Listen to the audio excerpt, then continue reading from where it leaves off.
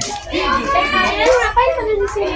Jadi ini Bu, kita lagi bingung kenapa teman kita yang usianya udah 16 tahun tapi tinggi badannya masih 145.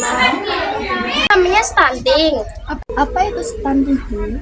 Jadi stunting adalah kondisi gagal tumbuh pada anak berusia di bawah 5 tahun atau balita akibat kekurangan asupan gizi kronis dan periode berulang terutama pada periode 1000 hari. Pertama, kehidupan HPK, yaitu dari janin hingga anak berusia 23 bulan. Stunting ditentukan oleh indeks antropometri yang menggunakan data panjang dan berdasarkan umum PB atau U untuk anak yang usia di bawah 2 tahun dan menggunakan data tinggi badan berdasarkan TB atau U untuk anak usia 2 tahun ke atas. Apakah anak yang pendek selalu stunting? Kondisi anak itu pendek atau sangat pendek digunakan sebagai indikasi masalah gizi kronis.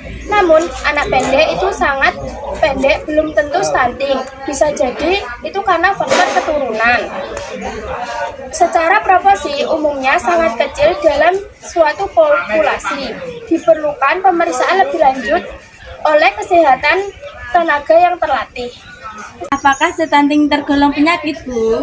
Stunting bukanlah penyakit, tetapi kondisi gagal tumbuh karena kurangnya asupan makanan dan terjadinya infeksi tulang dalam jangka waktu tertentu yang terjadi pada periode emas atau 1000 HPK seorang anak, yaitu sejak berada dalam kandungan hingga usia 2 tahun.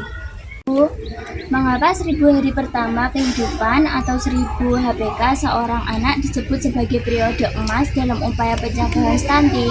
Disebut periode emas karena pada tahun itulah stunting dapat terjadi dan sekaligus dapat dicegah atau masih dapat diakronis. Jika tidak dicegah atau diakronis dalam kurun waktu tersebut, maka berbagai gangguan pertumbuhan maupun perkembangan yang diakibatkan akibat masalah gizi kronis ini umumnya akan menjadi permanen atau tidak dapat diakronis lagi.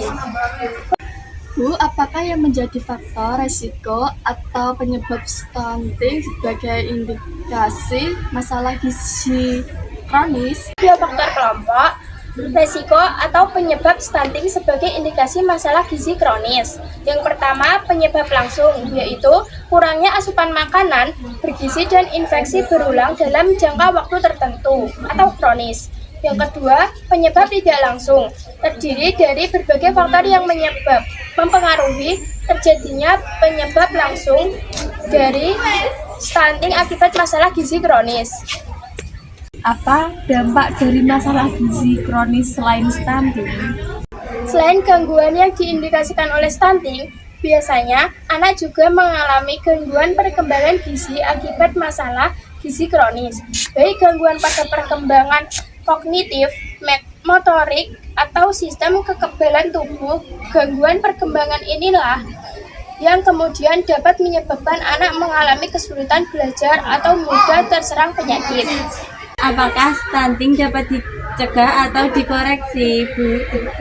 Stunting dapat dicegah atau dikoreksi jika dilakukan selama periode emas. Karenanya, berbagai infeksi penting dilakukan sejak dini, mulai dari mempersiapkan kondisi gizi dan kesehatan calon ibu, hingga memastikan kesehatan yang baik dan gizi yang cukup terutama pada 1000 hari pertama.